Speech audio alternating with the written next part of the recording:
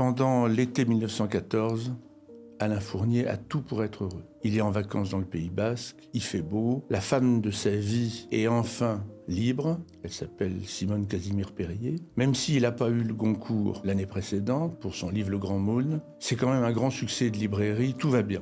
Tout va bien, sauf que on est à la fin de juillet 14 et en août, la guerre se déclenche. Il est très vite mobilisé. Très vite, il est versé dans un régiment d'infanterie. Il monte au front.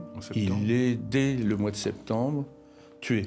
Enfin, on ne le sait pas. Il est porté disparu puisqu'il ne sera déclaré mort pour la France qu'en 1920. Parce qu'on n'a jamais retrouvé le corps. Jusqu'aux années 90, on l'a retrouvé. Simone Casimir-Périer, qui devait l'épouser, bien sûr, elle ne l'épousera pas, mais elle restera très longtemps dans la situation. Il a peut-être été fait prisonnier. Et Simone ne sait pas comment s'occuper et elle décide de se consacrer à soigner les blessés de la guerre. Elle tombe sur un garçon qui a été un ami d'Alain Fournier, qui s'appelle François Porcher.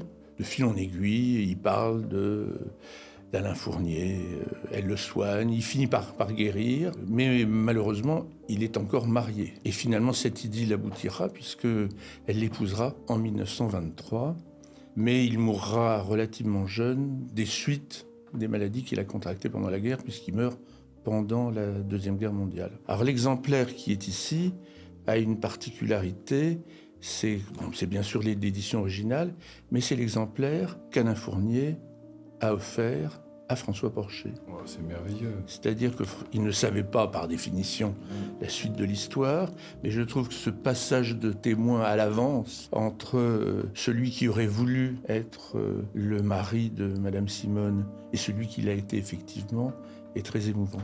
C'est très émouvant, ouais.